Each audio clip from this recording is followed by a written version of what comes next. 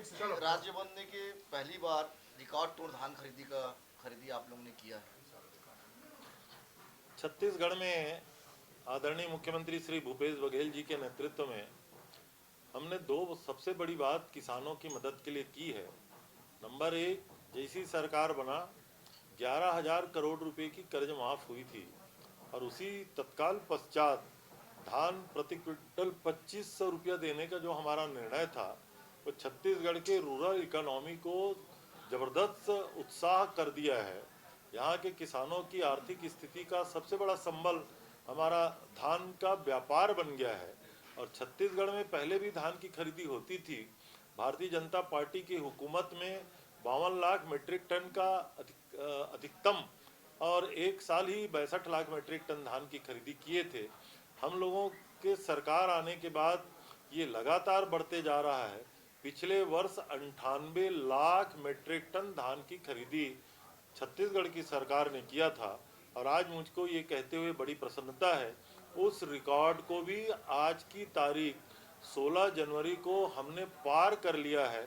छत्तीसगढ़ में 98 lakh metric ton धान की खरीदी हो चुकी है और एक दिन कल ही लगभग एक दिन बाद आपको आंकड़े होगा कि 100 लाख मीट्रिक टन धान की खरीदी छत्तीसगढ़ में हो गया है। इस साल हमारा लक्ष्य 110 लाख मीट्रिक टन धान की खरीदी करने का है।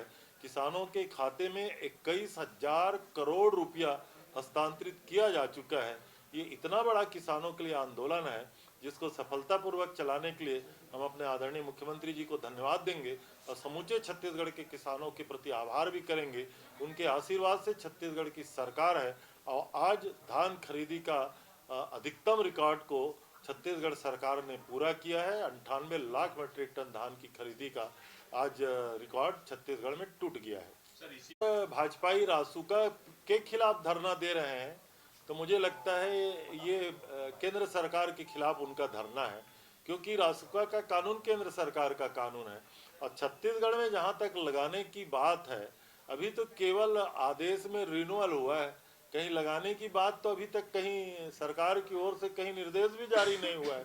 भारतीय जनता पार्टी के लोग अपने आप भयाक्रांत क्यों हैं? मुझे लगता है कि उनके खुद के मन में ऐसा लगता है कि कहीं ना कहीं ऐसा उनको आभास है कि ये जो जिस हेतु इस कानून का उपयोग किया जाएगा शायद उसके कहीं ना कहीं दोष उनके स्वयं के ऊपर लग रहा है, ऐसा वो महसूस करते हैं। लगभग 45 दिन हो गए हैं आप लोगों ने जब विशेष सत्र में छत्तीसगढ़ के नौजवानों के खिलाफ राजभवन पता नहीं क्यों प्रतिष्ठा का प्रश्न इसको बनाया हुआ है। इसका उत्तर तो राजभवन ही दे सकता है, लेकिन लगातार हमारे प्रयास पिछड़ा वर्ग, अनुसूचित जाति और जनजाति के लोगों का महामहिम से मुलाकात करके आगरा लाखों लोगों का प्रदर्शन के बाद भी राजभवन इसको रोक के क्यों रखा है। हम लोग हमेशा इस बात की आरोप लगाते हैं कि भारतीय जनता पार्टी के कार्यालय से स्टेटमेंट निकलता है और राजभवन की विज्ञप्ति के शब्द भी उसी प्रकार निकलते हैं। क्या ये केवल इसी कारण से हमारा आरक्षण का काम रुका हुआ है? छत्तीसगढ़ के हजारों और लाखों बेरोजगारों का अहित हो रहा है। हम लोग तो अभी भी चाहेंगे राजभवन इसमें उदारता बरते, नहीं तो हम लोग उसके लिए दूसरा रास्ता जो सरकार के पास और सारे विकल्प हैं उसके आधार पे छत्तीसगढ़ में आगामी हम कार्य करेंगे। क्या विकल्प हैं? बैकलॉग की भर्तियां होंगी, सुप्रीम कोर्ट में हमारे मामले चल रहे हैं, विज्ञापन हम किस आधार पे अब निकालेंगे इस पे हम लोग लगातार विचार कर रहे हैं। लेकिन अब हम लोग चाहते हैं कि अगर आदरणीय मुख्यमंत्री जी ने और छत्तीसगढ़ की सरकार ने, राजभवन ने कहा था कि वो विधानसभा का विशेष सत्र में विधेयक पारित करें और तत्काल 5 मिनट में दस्तखत कर देंगे, तो अपनी बातों में उनको कायम रहना चाहिए। राष्ट्रीय कार्य समिति की भी बैठक है, एक एजेंडा तैयार हो रहा है 2024 का, देखते हैं। मुझे लगता है कि भारतीय जनता पार्टी को आदरणीय राहुल जी की भारत जोड़ो यात्रा से भय होना शुरू हो गया है। आज की तारीख में पार्लियामेंट में उनके 303 सदस्य हैं। बिहार में उनका गठबंधन टूट गया है। उनका नुकसान छत्तीसगढ़ में तो होना ही होना है, कर्नाटक में उनको नुकसान दूर से दिखाई दे रहा है। आने वाले समय में हमें लगता है कि राहुल जी की भारत जोड़ो यात्रा के बाद पूरे देश में भारतीय जनता पार्टी को नुकसान की संभावना है, इसलिए शायद भयाक्रांत भारतीय जनता पार्टी इस तरीके से अपनी तैयारी कर रही है। लेकिन 2023 और 2024 की भी चर्चा होगी। छत्तीसगढ़ के लिहाजा से रमन सिंह और अध्यक्ष भी गए हुए हैं सब दिल्ली। अब माननीय डॉक्टर रमन सिंह जी भारतीय जनता पार्टी के राष्ट्रीय उपाध्यक्ष हैं, उनको बुलाया गया है या उनके नेता प्रतिपक्ष और भारतीय जनता पार्टी के अध्यक्ष उसमें शामिल होंगे, ये तो लोकतांत्रिक पार्टियों में इस तरीके से होता है। लेकिन मुझे लगता है कि अब माननीय डॉक्टर रमन सिंह जी का या भारतीय जनता पार्टी का छत्तीसगढ़ में जो स्थिति दिख रही है, जनता उनके 15 साल के कुशासन से को समझ चुकी है, इसलिए छत्तीसगढ़ में तो कोई स्थान उनको मिलेगा नहीं। शराबबंदी के लिए जो बिहार के दौरे पर रहने वाले हैं, ऐसे में विपक्ष की नियत पर सवाल उठा रहा है कि 4 साल तक तो नियत नहीं दिखी, लेकिन अब चुनाव। मुझे लगता है कि भारतीय जनता पार्टी को अपने शासित राज्यों से शुरुआत करनी चाहिए, उसके बाद इस प्रकार से बातें करनी चाहिए। क्या लगता है कि ये कमेटी के दौरे के बाद अब ये जहां शराबबंदी लागू है, वहां भी हम लोगों ने अभी ही बिहार में सैकड़ों लोगों की मौत के समाचार आपके चैनल में हमने सुना है।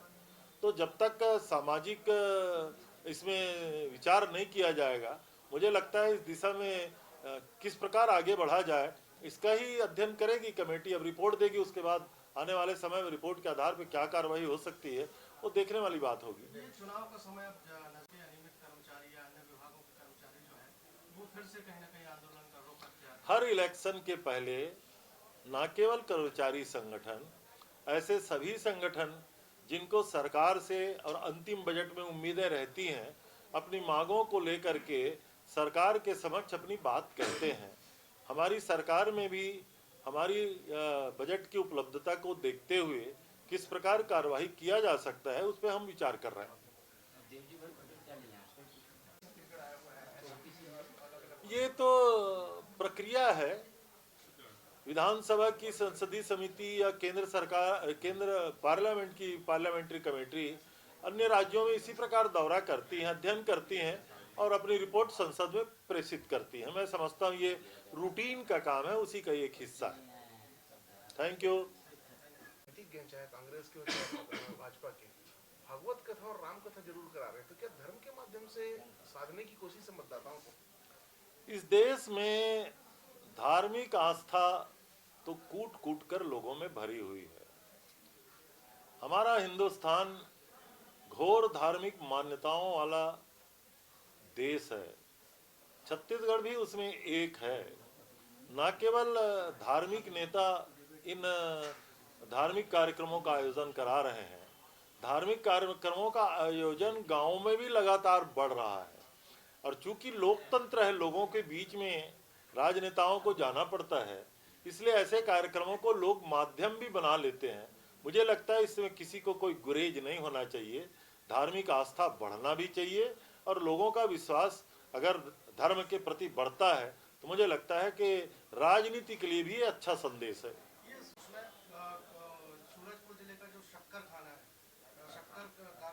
उसमें करीब 12 करोड़ रुपए से ज्यादा के घोटाले का आरोप उन्होंने लगाया है और कह रहे हैं कि हम इसको लेकर आंदोलन करेंगे।